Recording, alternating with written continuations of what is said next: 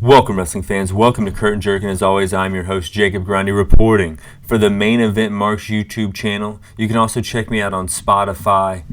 I'm here, and we're going to do something a little different this week. We're going to do something different this episode. I'm going to break it up into two parts. I have way too many things to talk about.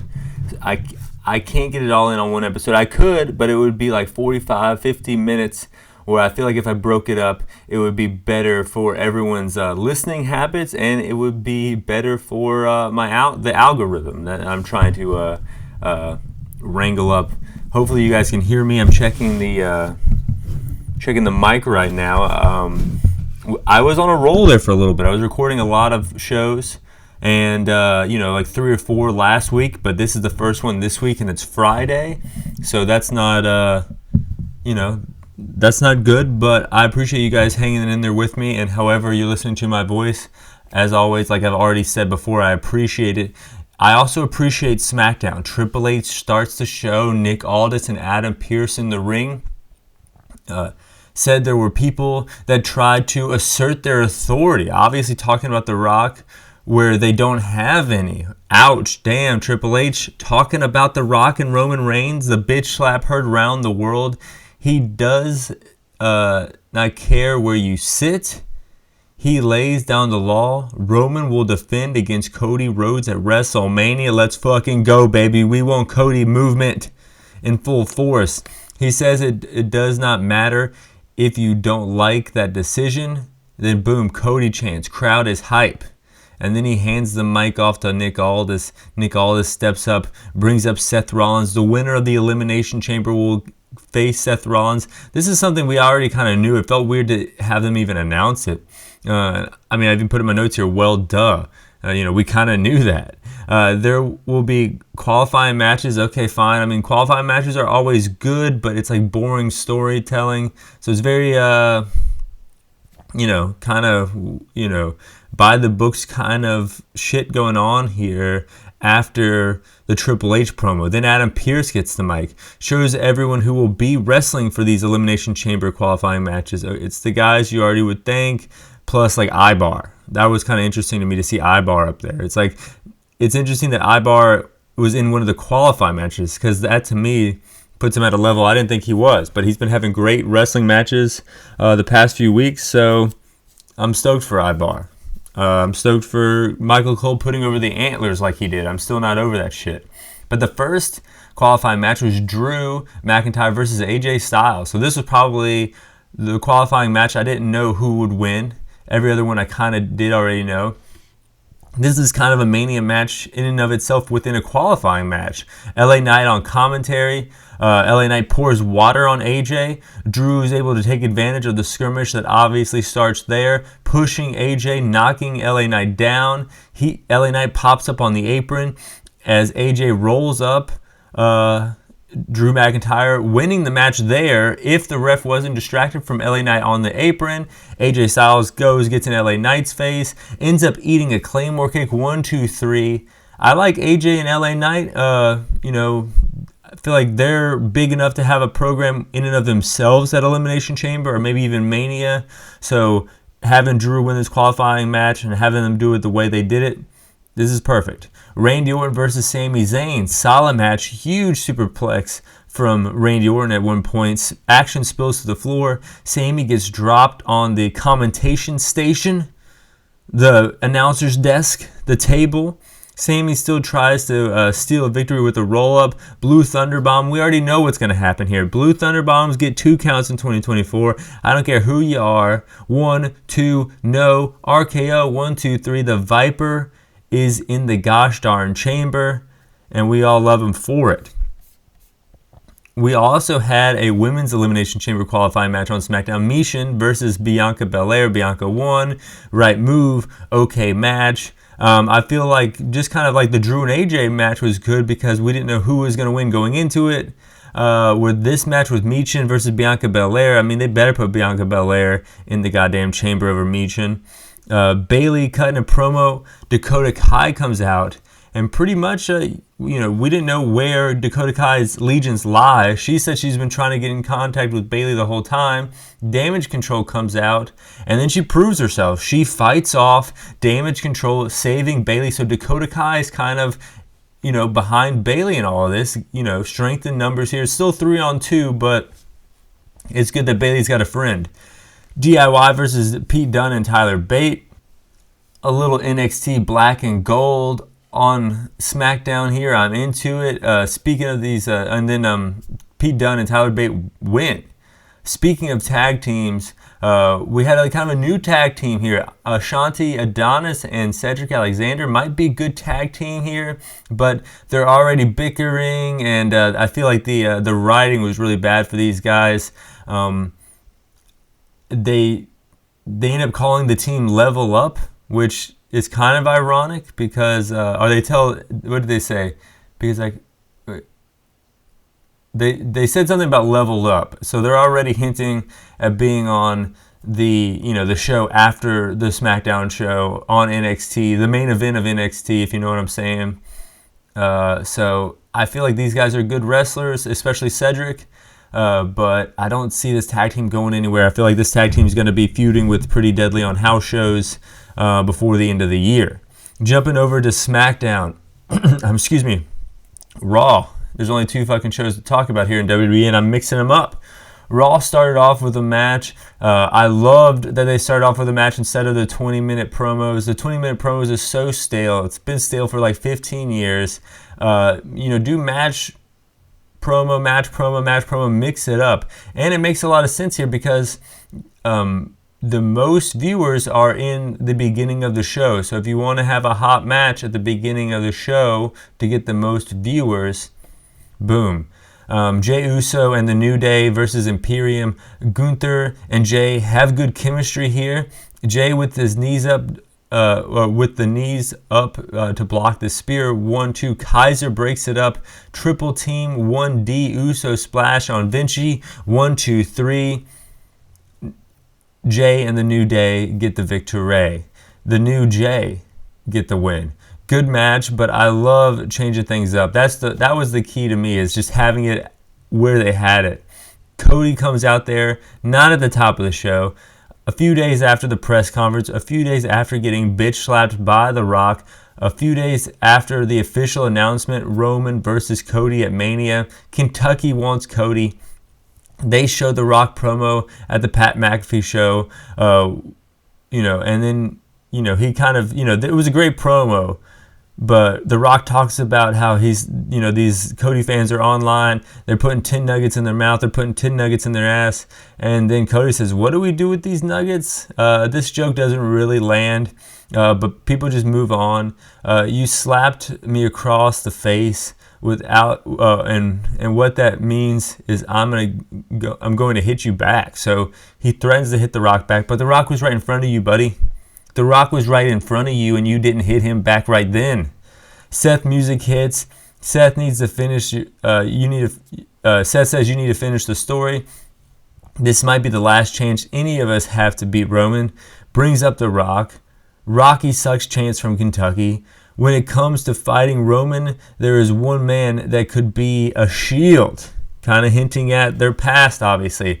Offering up that he will help Cody. So I guess, Roman has The Rock, Cody has Seth Rollins. And then we get to Sami Zayn versus Nakamura. I know I'm mixing things around, but I'm putting it in order of importance in my eyes, I guess. Sami Zayn versus Nakamura, TakeOver Dallas. Memories come flying back to me. The original Fight Forever chant was born in a match with these two at TakeOver Dallas the night before WrestleMania 32. Nakamura in control. Can't put Sami away. Sami lands a huge clothesline. Drew comes out. Nakamura chop blocks him. Kinshasa 1-2-3. Sami eating an L like a vegan does soy. Nakamura celebrates as Drew enters, and they both pick the bones. And that's when the American Nightmare has seen enough. He ain't gonna stand for this shit. He comes out, takes out Nakamura, goes after Drew. Cody Cutter, Crossroads. Kentucky loves Cody. And we also have some elimination qualifying matches. Bronson Reed versus Bobby Lashley, big man battle. Reed from Australia, so he wants to get in the chamber, but Lashley catches him slipping on the top rope, heaves his big ass. 1, 2, 3. Lashley is going to Perth. LA Knight versus Ivar. Valhalla on the apron. Ivar gets advantage, goes up, moonsault, no one home. BFT, 1, 2, 3. LA Knight's in the chamber. And then we have a women's qualifying match. Liv versus Zoe Starks. Raw women's roster not as deep as the SmackDown roster. DVD on the apron from Starks. Liv ends up getting the victory and getting a shot at winning the Elimination Chamber. I hope everyone in Kentucky enjoyed their bathroom break. Judgment Day, I don't know what's going on here. They used to be, I feel like this R-Truth thing was great when it happened, elevated R-Truth, but literally brought down all of Judgment Day. I think Rhea will be fine, but Judgment Day used to be like the main heels on this show. They used to be the main characters on the show, having multiple matches throughout the night. Now they really only have one match, and it's like kind of the comedy spot with R-Truth. They need to kind of move away. If they were trying to elevate these guys, and the whole point of this faction is to elevate these guys, they need to move them the hell away from R-Truth at this point. But they kick out R-Truth again. Poor Truth. R-Truth versus JD. JD hits the devil inside. 1, 2, 3. Big win for JD. This might be JD's biggest win of his career. They start going after Truth, jumping him, but he holds his own until Damian Priest able to knock him out. DIY, fresh off of losing to SmackDown, come out and save Truth. They have the equalizers, the chairs. We also have an Andrade vignette.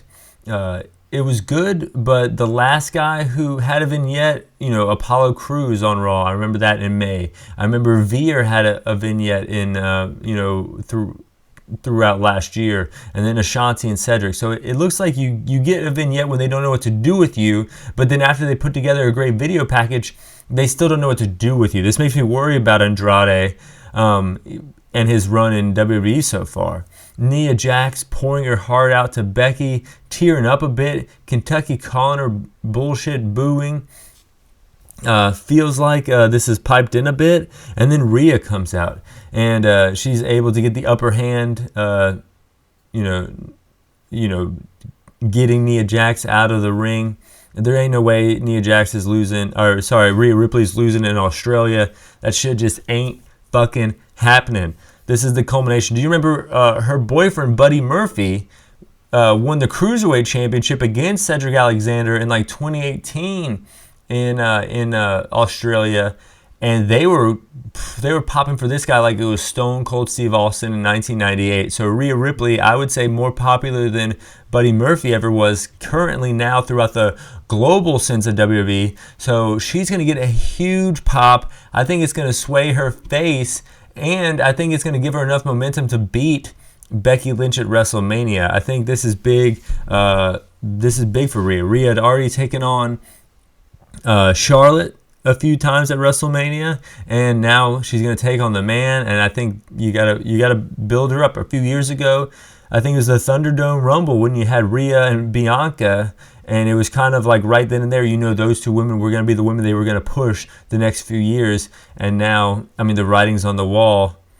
This is her fucking brutality, or whatever that's supposed to mean. We have WWE NXT though, Carmelo versus Gracie. Still no good explanation of why Carmelo attacked Trick, but now Carmelo wants Ilya Dragunov, and I think we're kind of moving that direction here. Dijak, his contract looks to be running out, and he wasn't on this week, so interesting things there. The D'Angelo family though, I love these guys. I really stopped watching when they came into the fold, and I really haven't gotten a chance to see much of them. But they went up against the Wolf Dogs, Baron Corbin and Braun Breaker. D'Angelo going shoulder tackle for shoulder tackle with the Steiner, and then he hits a spine buster, hip tossing his partner onto his opponents. Great move, brawling on the outside, back in the ring. Corbin makes the save. Spear, 1, 2, 3. The Wolf Dogs win the NXT Tag Team Championship. We also have Obi Femi sends everyone that you want to take this title from me, but send no one you want to have come back. Boom! What a line there. I like this guy. I think he's a huge man, and he showed that he could wrestle a little more than some of these other big men they have shown in the past. Lexis King comes out next week. I guess they're going to have a match. This is good fun to watch Lexis King bump and feed for this big man next week. Now that we know that, he can go a little bit. Metaphor attacked by Von Wagner and Mr. Stone, but Metaphor they do get the upper hand here and kind of win sneakily. This match was hyped up a little bit on Twitter because Mr. Stone posted this is the first time his family was going to see him wrestle. So I was watching this thing, it was going to be a big deal, and it was kind of just a short little segment. So that kind of shows you how much the smallest thing means to these people. If they could just get on WWE TV for a little bit, it will literally make their dream come true. It's crazy to think about. Tatum Paxley versus Lola Vice. Vice puts down that crazy woman. Champ has to bring her friend to the back here, and then Lola Valkyria, and she lays Paxley down on this table. Shotzi challenges her, and then Paxley reveals that she was awake the whole time, knew that Shotzi challenged Valkyria. So that kind of was like, what the hell? What's going on here? That was a little interesting, a little iffy. That's not all the women's action we got though. This week we had Adriana Rizzo excuse me, and Jada Parker. Has good facial expressions. I would say Rizzo does. Solid little match here. Brittany Reese versus Kiana James. Deanna James wins, but first time I've seen Reese, and she seems kind of mid so far. We also had NXT UK. Ridge Holland versus Wolfgang. I feel like on SmackDown we had Tyler Bate and Dunn versus DIY. That was very black and gold era, and now this segment on NXT was very NXT UK. Ridge Holland and Wolfgang, they try to use a numbers game, but he lost himself in like this fury and had to use an equalizer, a chair, attacking both of them, and then hinting that he needs to come to grips with his past. So I guess they're giving him a little backstory. His backstory is that he was a rugby player. So it's actually kind of a cool backstory. I don't know what they don't really need to come up with a interesting backstory for this guy who I feel like the most interesting thing about him was that he used to be a rugby player. I actually interviewed this guy. His actual name Luke Menzies. And I interviewed him before he went to the WWE. And I feel bad for this guy. I feel like he's got a bit of a stigma after the injury from to Big E in the locker room. And you see Pete Dunne on SmackDown still, and you see Sheamus is still injured, and then Ridge Holland kind of fell through the cracks there. But let's jump over to AEW Rampage. Just some of my overall thoughts here. Undisputed Kingdom versus Rocky, Trent, and Cassidy. Rocky Romero looking strong. The new guy who's helping Tony Khan in the back put together the shows is booking himself strong in this match. He also books CMLL. He books for New Japan Strong, so he's just as busy as Tony Khan. But he eats a huge knee and then eats the pin. Then they hit the end of Heartache to, I think it was Rocky here. I'm not sure what was going on. Seemingly taking his ass out of ring competition. Dick move from the Undisputed Kingdom. But why aren't they going after the Bang Bang Scissor Gang? They were the Devil People. The Devil People attacked the Bang Bang Scissor Gang, which is what formed the two factions into one faction. And it's like you forget that the Undisputed Kingdom attacked these guys, and that's why these guys formed, but no one's going after one another. They're not even talking about one another. I don't like that. Young Bucks come out to new music, covered in the blood that they attacked Sting and Darby with. They fight Mondo Rock and Robbie Litt. These guys are called Sky High. They've been around since 2018, and the Bucks win with the EVP trigger now, not the BTE trigger, the EVP trigger. Mystico versus Matt Sydal, solid matchup here. Mystico wins with the Spanish Fly. that's kind of cool to see these guys wrestle. Both two legends, in my opinion, going at it on Rampage. And then we had Saraya and Ruby versus Willow and Chris.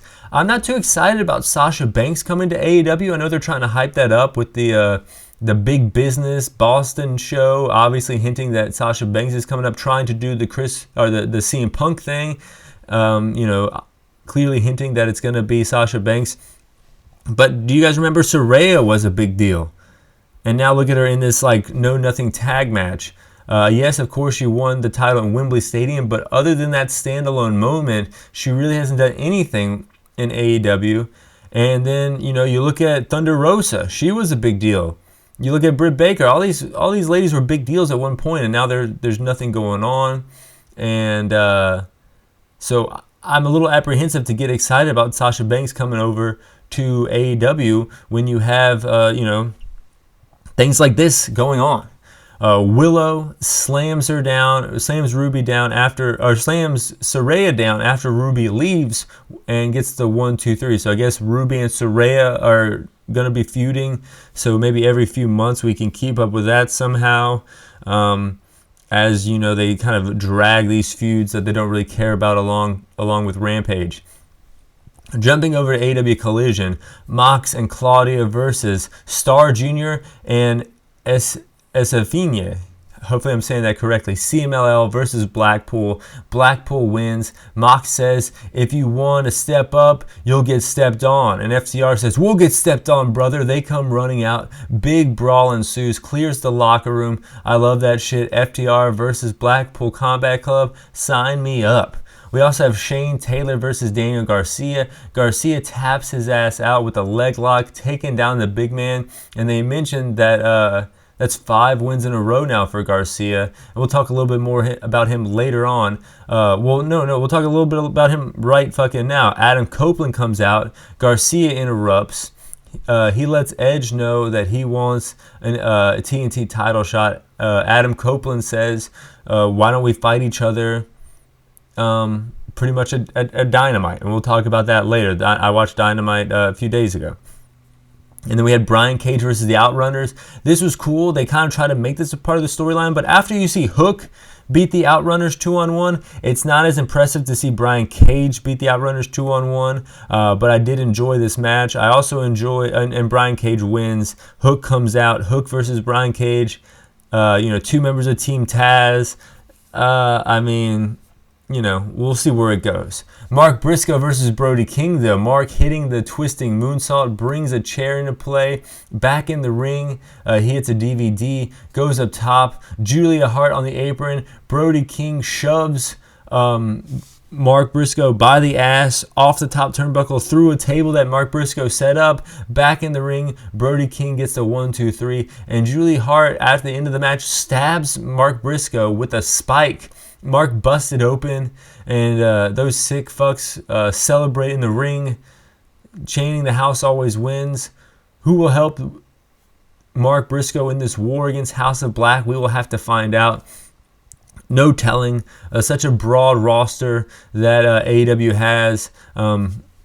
Who knows where it'll go. Deonna Purrazzo versus Kiera Hogan. Deonna taps her ass out. Toni Storm interrupts and celebrates with an entrance, kind of over top of her celebration.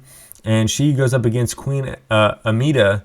She wins, and then she says that she knows what happens in Vegas will stay in Vegas as they were in Henderson. So, that was kind of a funny line there. And then we also had Ishii versus Orange Cassidy. I feel like the Mark Briscoe and Brody King thing should have been the main event.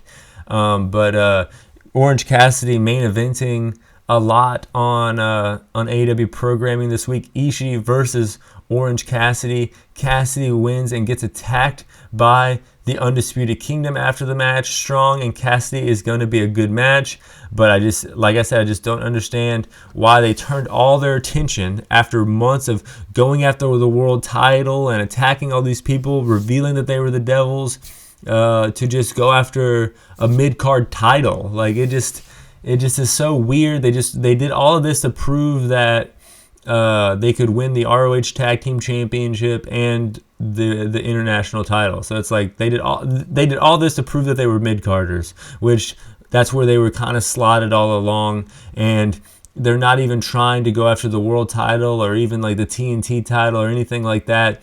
I just feel like the whole devil thing was a big fucking joke, and I don't know. That's how I see it. But this is part 1 of this episode. I'm breaking it up. So check out part 1. Check out part 2. We're going to be talking about AEW Dynamite. And we're going to be talking about some New Japan stuff on part 2. So stay tuned. Fly high. I'll be back.